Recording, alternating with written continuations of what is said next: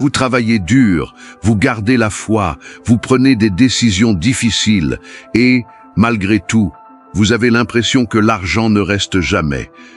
Pourquoi tant d'efforts produisent-ils si peu d'accumulation chez ceux qui font tout correctement? Aujourd'hui, cette vidéo existe pour répondre à cette question et révéler un principe du royaume qui transforme la logique du travail et du rendement.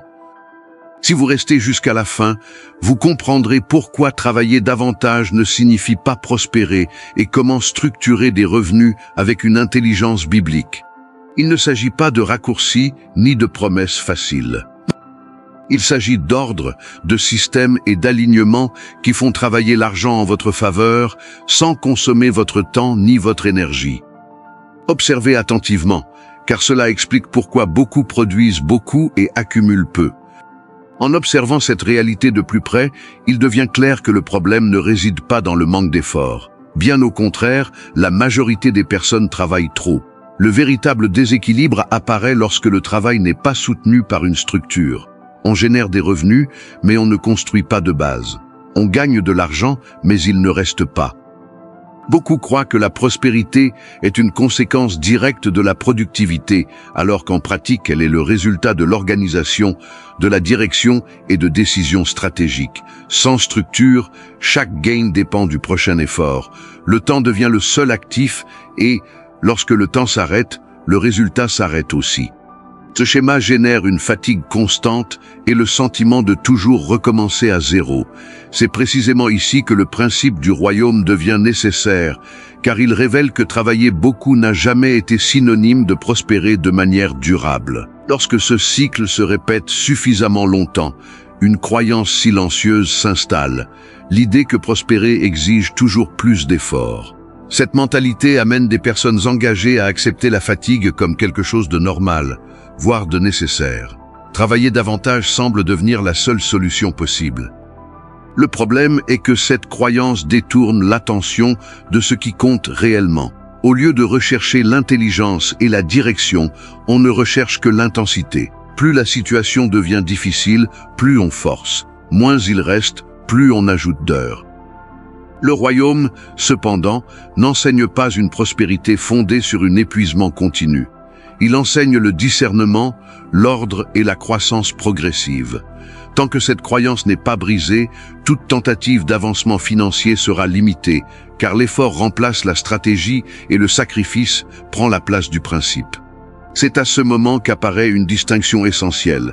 Le royaume ne répond pas aux sacrifices désordonnés, mais à des principes correctement appliqués.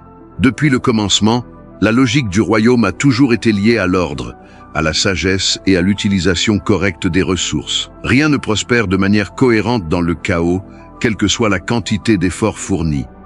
Lorsque cela est compris, il devient évident que le problème n'a jamais été de trop travailler, mais de travailler sans alignement. Le royaume établit des lois qui gouvernent la croissance, la multiplication et la durabilité. Lorsque ces lois sont respectées, les résultats se maintiennent. Lorsqu'elles sont ignorées, l'effort se perd. La prospérité biblique ne naît ni de la renonciation aveugle, ni de l'épuisement continu. Elle naît lorsque les décisions, la vision et l'administration avancent ensemble. Cette compréhension prépare le terrain pour le principe central de cette vidéo, celui qui transforme définitivement la relation entre le temps, le travail et l'argent. Avec cette compréhension en tête, l'étape suivante consiste à saisir le principe qui réorganise toute la dynamique financière. Dans le royaume, l'argent ne doit pas être poursuivi, mais positionné. Il cesse d'être l'objectif final et devient un instrument au service d'un objectif plus grand.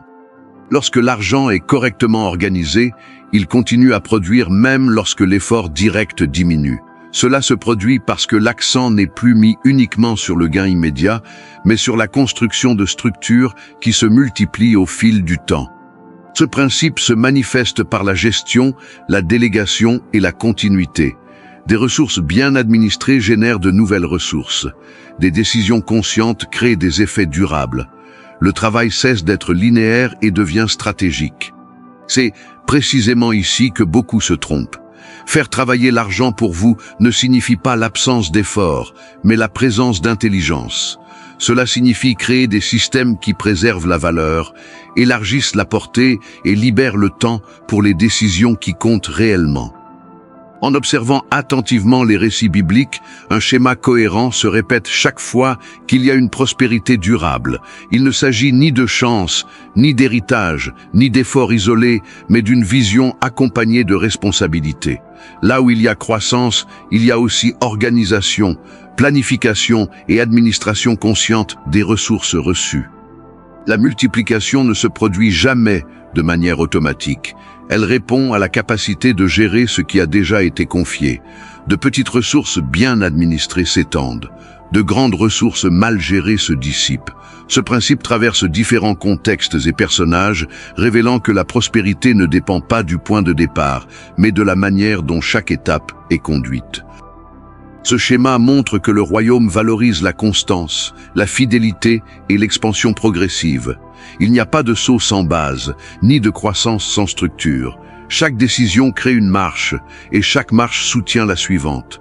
Comprendre cela est essentiel pour appliquer le principe du royaume dans la pratique, en particulier dans le contexte de l'entrepreneuriat et des investissements. Avec ce schéma en tête, l'application pratique devient inévitable. Pour les entrepreneurs et les investisseurs, le principe du royaume exige un changement clair de focus, sortir de la dépendance exclusive à son propre temps et commencer à structurer les revenus au moyen de systèmes. Lorsque tout gain dépend d'une présence constante, la croissance rencontre une limite rigide. La première application réside dans la séparation entre revenus actifs et revenus structurés. Le revenu actif soutient le présent. Le revenu structuré construit l'avenir. Des entreprises organisées, des processus reproductibles et des décisions cohérentes permettent que la valeur continue d'être générée sans exiger un effort proportionnel. Une autre application essentielle concerne l'utilisation stratégique des ressources. Au lieu de consommer tout ce qui est gagné, une partie est dirigée vers l'expansion, l'amélioration et la protection. L'entrepreneur cesse d'éteindre des incendies et commence à construire une base. Ce principe transforme le travail en levier et non en prison.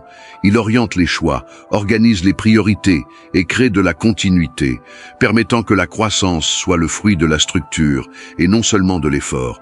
Ainsi, des décisions alignées aujourd'hui construisent la liberté de demain en maintenant des résultats constants même lorsque les circonstances extérieures évoluent au fil du temps financier.